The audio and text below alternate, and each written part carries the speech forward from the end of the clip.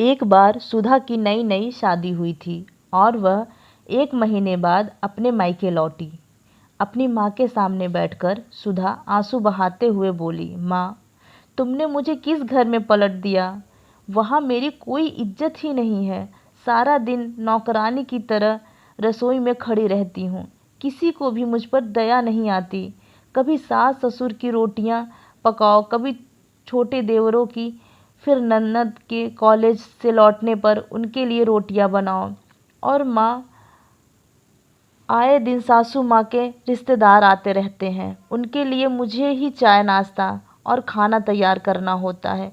रोज़ गंदे कपड़ों के ढेर इकट्ठे हो जाते हैं, आराम ही नहीं मिलता। ज़िंदगी नर्क सी बन गई है।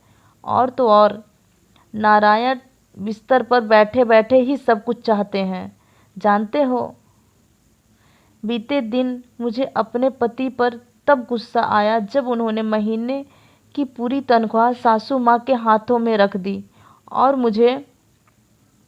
मुझसे कहा कि मुझे जो कुछ भी चाहिए उसे एक पर्ची पर लिखकर देना। वह शाम को ड्यूटी से लौटते वक्त ले आएंगे। सुधा की बातों को ध्यान से सुनने के बाद उसकी माँ ने थोड़ा सोचकर कहा, तो तुम क्या चाहती हो बेटा? क्या तुम उनके साथ नहीं रहना चाहती? बस तुम और तुम्हारे पति अलग रहना चाहते हो?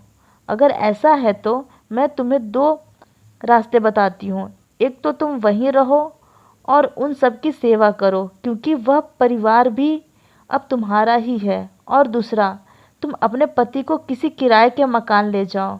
वहाँ तुम्हें किसी का खाना पकाना नहीं पड़ेगा, किसी के कपड़े धोने नहीं पड़ेंगे और तुम्हारे पति भी पूरी तनख्वाह भी तुम्हें ही मिलेगी।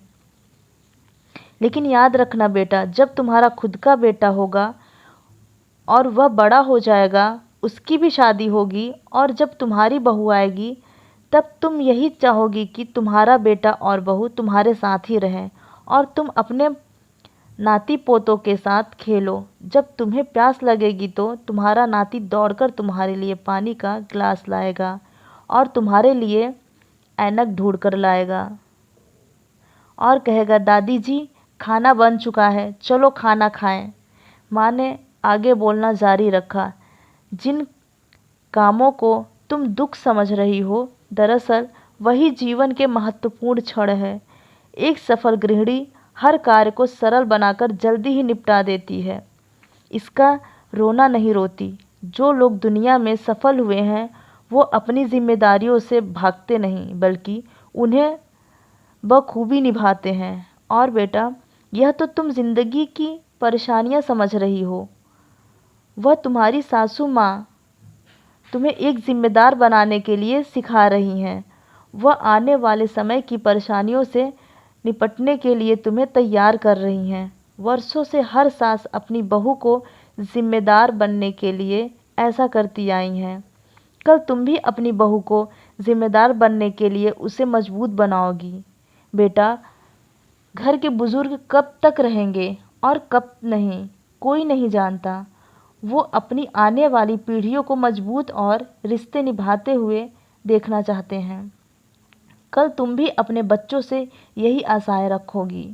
सुधा की आंखों में आंसू थे। सुधा ने उस वक्त अपना बैग उठाया और बोली, बस माँ, मैं समझ गई आपकी बात। आपकी बातों में अनमोल सीख है। मैं अभी अपने ससुराल वापस जा रही हूँ। शाम होने वाली है और सासू माँ के पैरों में दर्द रहता है। मुझे उनकी घुटनों की मालिश करनी है।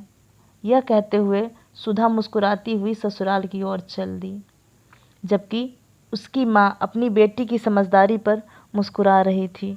आशा करती हूँ कि यह छोटी सी कहानी आपको पसंद आई होगी। कहानी अच्छी लगी हो तो एक लाइक कर देना और चैनल को सब्सक्राइब करना मत भूलना। धन्यवाद दोस्तों।